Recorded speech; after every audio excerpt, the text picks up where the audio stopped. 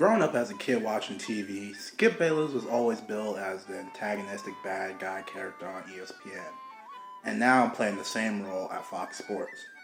He's known for being the #1 LeBron James hater. He's also a big-time Tom Brady defender, and of course, who can forget his dying love and weirdly intimate enthusiasm about his Dallas Cowboys, which even me, as a Cowboys fan myself, has made me cringe on numerous occasions. However, before Bayless rose through the reporter ranks to become one of the most polarizing sports personalities on television today, one man arguably is the biggest inspiration behind Bayless's on-air shtick, and he ultimately would change what listeners expected from some of the notable figures covering sports. Chris Mad Dog Russo is known to a lot of people on Twitter as Bootleg Skip Bayless, which is just straight up disrespectful to this guy. But to the people who actually know what they're talking about, Russo was Skip Bayless before Skip Bayless. In today's video, we'll discuss the rise of Mad Dog from his time at WFAN to now becoming viral yet again by facing off with Stephen A. Smith on First Take. Before we get started, guys, I greatly appreciate the support. For any and all updates, make sure you follow my socials in the description box. And while you're at it too, make sure you hit that subscribe button and comment down below in the comment section what you think about the video. But enough all that chit chat, let's get into today's story. Christopher Michael Russo was born in Long Island, which is a suburb of New York for all of you guys that aren't aware.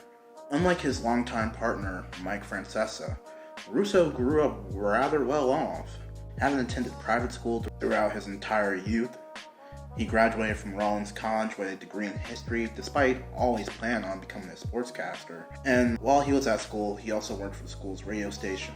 After Russo left college, he took a job from 1984 to 1987 working at WKIS in Orlando. Russo wasn't exactly successful out the gate. His New York accent was so strong that general managers sent him to a speech therapist. I'm not going to say it wasn't a positive experience, but I don't think it changed my approach any, said Russo. Back in the early 80s in Orlando, Florida, they weren't used to my rapid-fire delivery. It kind of just blew a lot of people away. AKA Southerners didn't want to hear the stereotypical Yankee on their airwaves. After Russo's stint in Florida, he went on the WMCA and NYC from 87 to 88 before joining WFAN, the station he would make his bread and butter at. However, just like his stint in Orlando, things didn't start out all that glamorous for the Mad Dog. His first job at the station was working the graveyard shift. Now, just for you guys who aren't aware, in radio, working the graveyard shift is the epitome of stocking shelves during the wee hours of the morning for a grocery store. However, Russo succeeded in this spot and would eventually be brought under the wing of Don Imus. Yes, the Don Imus who said this. Girls from Rutgers, man, they got tattoos and some hardcore hoes. That's some nappy-headed hoes there, I'm going to tell you that now. The controversial shock jock brought Mad Dog on his radio show as a sports reporter, where he further promoted his nickname and wild on-air nature to his audience, which led to Russo getting his own show on the station on Saturday mornings.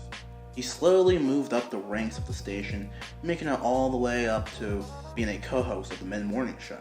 However, a pairing with one NYC-raised personality would not just add more credibility to a relatively new station, but change the way radio and sports media is covered and produced forever. Mike and the Mad Dog, Sports Radio 66 WFAN. After Peter Jackson's crucial drive time show wasn't picked back up by WFAN management, the powers that be decided to pair Russo and Mike Francesa, who, like Mad Dog, was a midday and weekend host at WFAN, and was known to be knowledgeable but considered to be rather dry on air. Francesa also got the attention of Imus when he made an on-air bet with Francesa that Seton Hall's basketball team would not make the Final Four in the NCAA tournament that year. Imus was so confident, in fact, that he promised Francesa a brand new Porsche if Seton Hall made the Final Four, which they ended up doing. Even though Imus found a way around the bet, the dialogue between the two is considered to be among the most classic moments in the history of that show. Management at the station was reluctant to pair the two together because they were relative no-names, but due to their success in the midday and on Imus' show, they decided to go ahead and pair the two up anyways. It was easy to say that the two ended up being a popular show for nearly 20 years, making for a lot of great and memorable moments of radio on the way. The show became a staple of the New York sports scene, which George Vassy of the New York Times once described Russo's voice as a bizarre mixture of Jerry Lewis, Archie Bunker, and Daffy Duck. Both Francesa and Russo heavily credited Imus for making the pairing possible. Imus was very important to the development of the fan. He solved a lot of problems for the company, Francesa said. Without Imus, there's no Mike and the Mad Dog. There's no fan. And I'm telling you, there's no format. Dog and I came through the toughest school there is, the Imus School of Radio. End quote. However, in the late parts of the 2000s, Imus was booted from his long-running morning show after calling girls on the Rutgers women's basketball team this. Girls from Rutgers, man, they got tattoos and Some hardcore hoes. that's some nappy-headed hoes there. After Imus's departure, the morning spot was clearly up for grabs. According to some reports, Russo was gunning for the top spot all by himself before the station brass decided against ending his relationship with the Pope. Some think Russo's disappointment, on top of the fact that Sirius gave him an opportunity that he could not just have his own show, but have his entire network, is a part of the reason why he left WFAN. To add to the fact that he was probably going to get paid more on satellite radio and would have more control over what's talked about, that just ended up being a no-brainer, and in 2009, Mad Dog officially left the radio station after 20 years.